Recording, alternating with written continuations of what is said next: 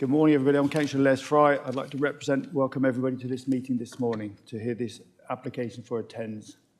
Can we have a chairman, please? Does anybody have any nominations? Nominate Councillor Fry. And I'll second. Thank you all. Do we have any apologies for this meeting?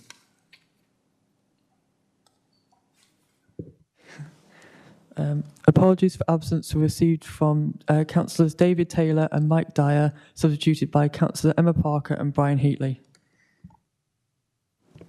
Thank you very much. Do we have any urgent business? No urgent business. Thank you very much. I'd like to go around everybody now and do the introductions. As said, I'm Councillor Les Fry representing Dorchester West. I'm Councillor Brian Heatley from Rodwell and Wyke in Weymouth.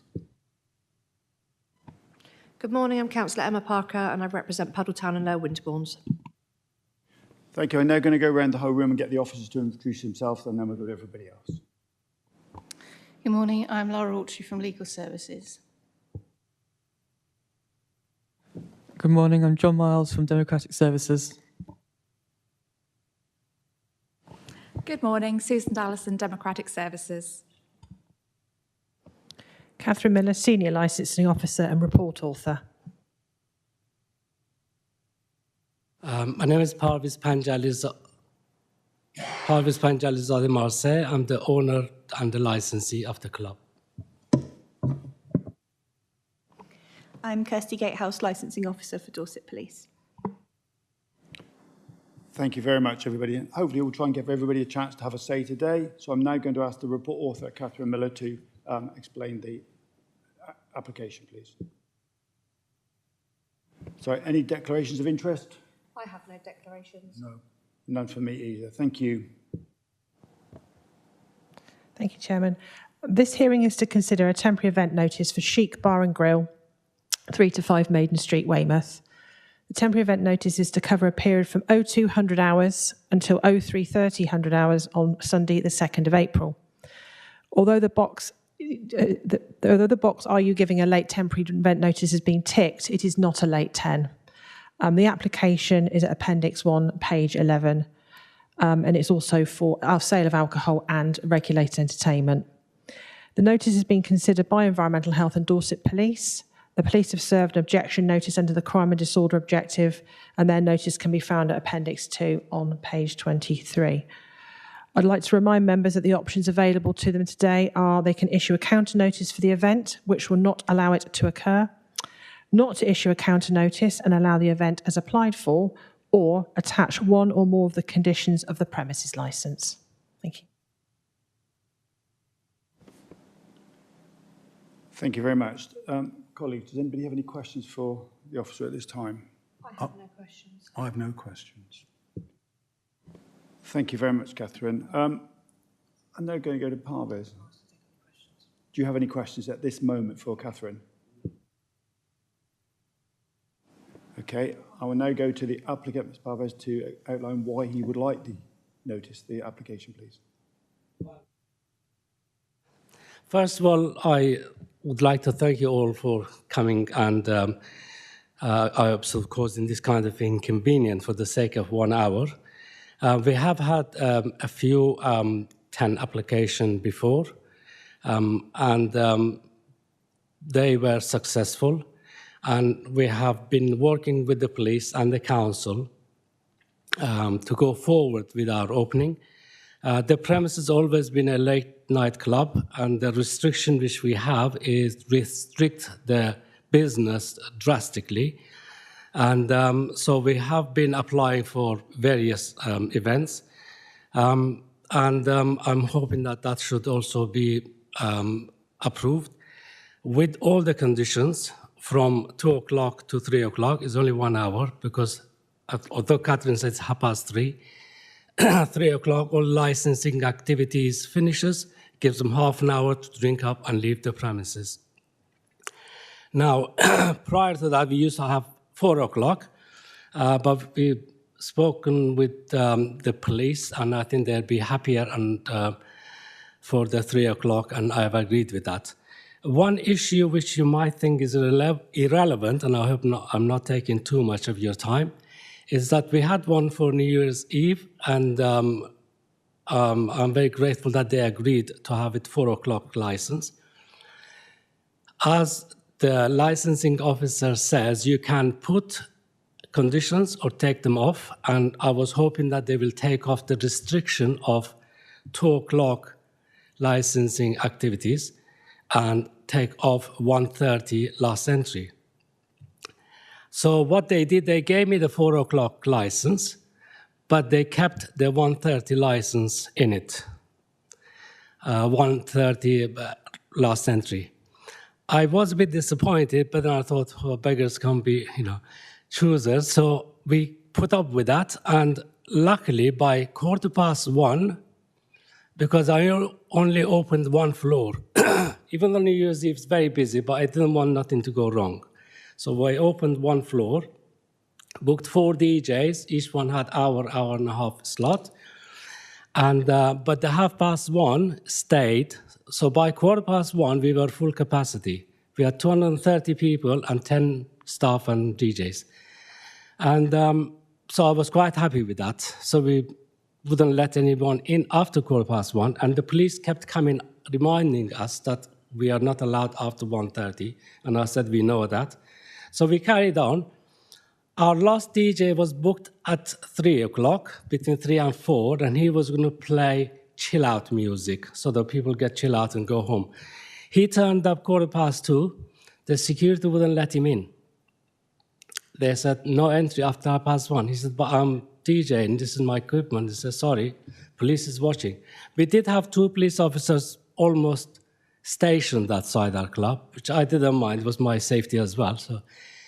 And they wouldn't let the DJ in. So that DJ messaged our resident DJ, who was in charge of the whole organization of that night. The resident DJ was playing. So the resident DJ went outside to get our last DJ in, and the security wouldn't let the resident DJ back in either. Sorry, no re-entry. He said, I'm in the middle of my play. And so we had 230 people in there. All of a sudden, music stopped because the DJ was outside, wasn't allowed to come back in. New one wasn't allowed to come back in. Also, the security said to one of the staff that we have to shut in a minute because police is watching. So we are not doing anything illegal. Light came on. All of a sudden, 230 people left by about 2:30, 2:45. It was all gone. So that was a waste of effort. And I spoke to Kirsty about it. She said that was a bit of a misunderstanding because on our license, it says no one, even I'm not allowed to come back in. So I did ask for a relaxation, which we haven't got it yet, because technically, if I go outside for any reason, I'm not allowed to come back in my own club. So, but I'll be put up with that. I'll make sure I don't go outside. Because it does says patrons, but it's not really quite clear. So that's why the security got me. So the 1:30 last entry, I would like that to be extended to 2:30 with this license, and the last order to be 3 o'clock, and everybody leaves by 3:30. Thank you very much.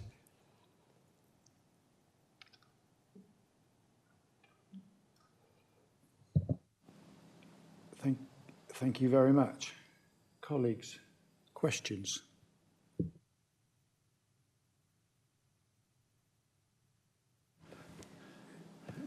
I'm not quite sure I have got this clear. There are a lot of times going around. And could you take me through those times once more, what you do now and how you want it changed?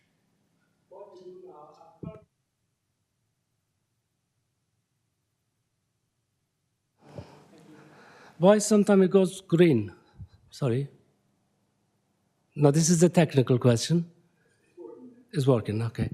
Our current license is from 11 a.m., which we don't open anyway, but we have got the choice if we want it, and until 2 a.m.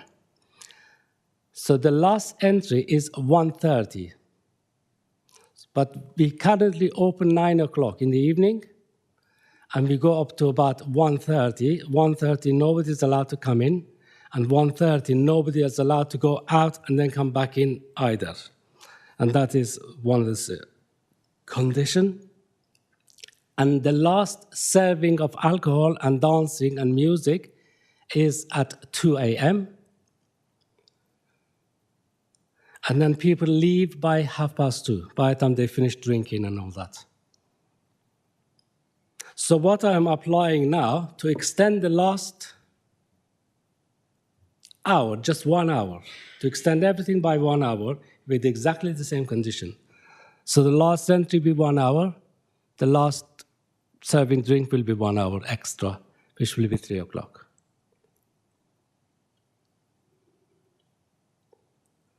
All other conditions stay the same.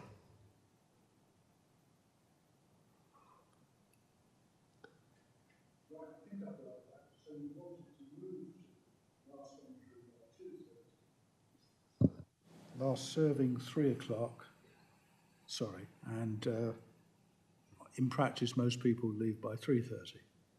Right. Okay, thank you.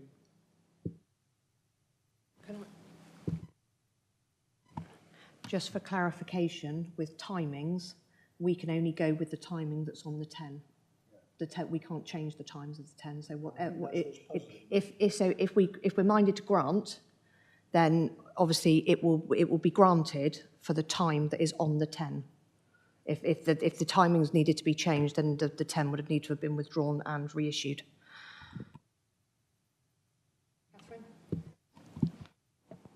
Can I just clarify as well, the condition on the licence would have to be, if you are minded to give the 10, the conditions would have to be exact. If you were going to include that particular one about last entry at 1:30, it would have to stay at that time. You can't change it to 2:30 because it's the conditions. Yeah, okay.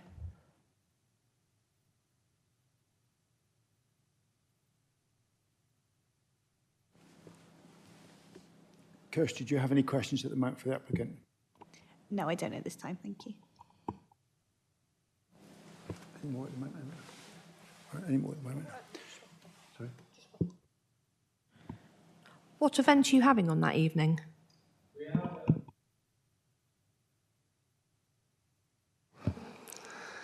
At the beginning of the night, we have the ground floor 80s, 90s, and then we have house music and commercial drum and bass, and then house again, which is called commercial house, not the headbanging ones.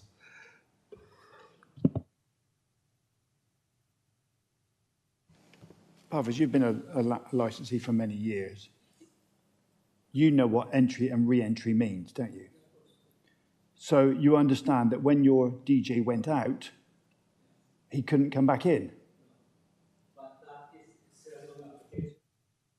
On the application, it says patrons.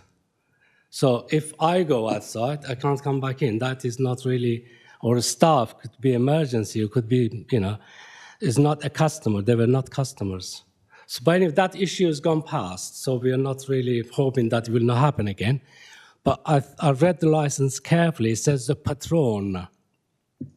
That means customers, not staff. But that was an unfortunate, which caused a lot of grief to customers in town, because when those people left, they went to try to get to other clubs. They couldn't get anywhere because everywhere was full up. So it's 230 people just wandering in the street on New Year's Eve.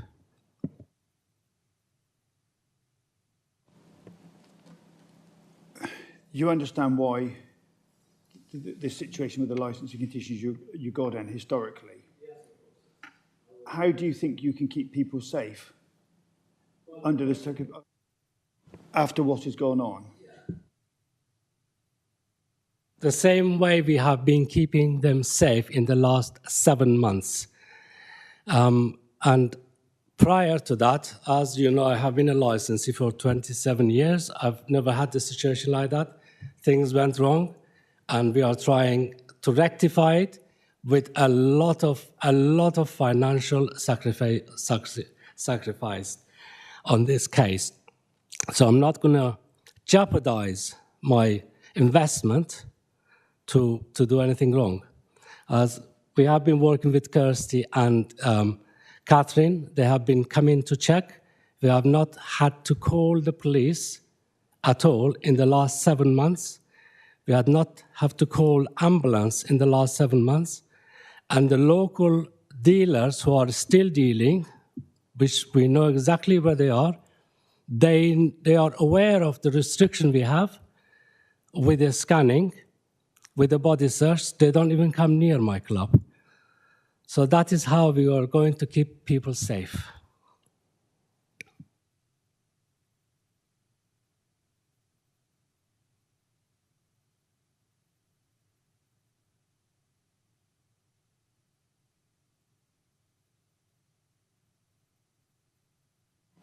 Catherine, any questions for the applicant? No, thank you. Kirsty, right, would you like to say something now? Lovely, thank you. So yeah, I don't want to try and repeat everything that's already been said, but when this temporary event notice was submitted, I had spoken with Parvez previously before he submitted it, because like he says, we have been in discussion since the club reopened back in July last year.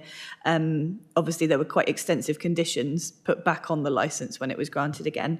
And as far as we can see, they have been working well. And in terms of the number of calls that we were getting previously, that has significantly decreased to practically zero since these conditions have been implemented. So obviously, when he applies for a temporary event notice, as has already been pointed out, the temporary event notice doesn't contain any of these conditions unless we come to this and ask for them to be. So that was the main reason for our objection, was so that we can just get those conditions applied. We are happy that the condition around the no entry or re-entry after 1:30 isn't included, but if all the other ones are, then we're satisfied that the business will be operated safely for patrons as it is most weekends. It's just that extra hour of trading. Parvez, as he's already said, is looking to submit a variation to the licence as well to make these changes permanent. And again, we've been in discussion and we're making sure that if he is going to vary the times, that we've still got sufficient conditions in place as well, to make sure that everything will be operated safely. So yeah, I haven't really got much more to add to that, but obviously I'll take any questions if anyone has any. Thank you, Kirsty. Colleagues, questions? Just to clarify what you've just said then, Kirsty, is that you'd be content if we were minded to grant, you'd be content with all of the conditions being put on, but you would be there's no real big deal for you around the re-entry one. No, not at this time, because I believe that Parvez saying that he would just be moving it an hour later, and they would, even though it's not something we'd be able to enforce, I think that all the other conditions around it at this time would be sufficient around it, and I believe that he would still operate a no entry or re-entry from 2:30. Obviously, if that doesn't happen, then not that we can look at it in terms of taking any action as a condition, but that is going to have an impact on any further submissions that he makes. So, yeah. Yes, yes. So we would bear it in mind if there are any issues. But yeah, at this time, excuse me, we would be happy without that re-entry condition being applied to this temporary event notice. That's exactly the same thing I wanted clarified. Okay, I think that's really good, thank you. I'm just going to go now. I don't think we've got any more questions. Anybody else want to say anything? I'm just going to give anybody the opportunity to sum up before we finish. Kirsty, do you want to just sum up where you are at this moment, and then we'll go back round, please? Yep, no problem. So yeah, if you are of mind to grant this temporary event notice, then we are happy if all the conditions are applied except for the last entry or re-entry condition. And yeah, that's about it, really. Thank you very much. Mr. Parvez, would you like to say anything else to sum up? Just to reiterate, and that we are not careless operators, And obviously things went wrong with my absence and everything is a lot. Oh, sorry, I just saw myself. I was a newsreader then. Sorry, it was just a shock, sorry. So that was, my confirmation that, we are looking after the business, and I'm not going to jeopardize my investment to do anything wrong. And, I'm sorry that you all had to come in just for the sake of 1 hour extension on the license, and I thank you all for that.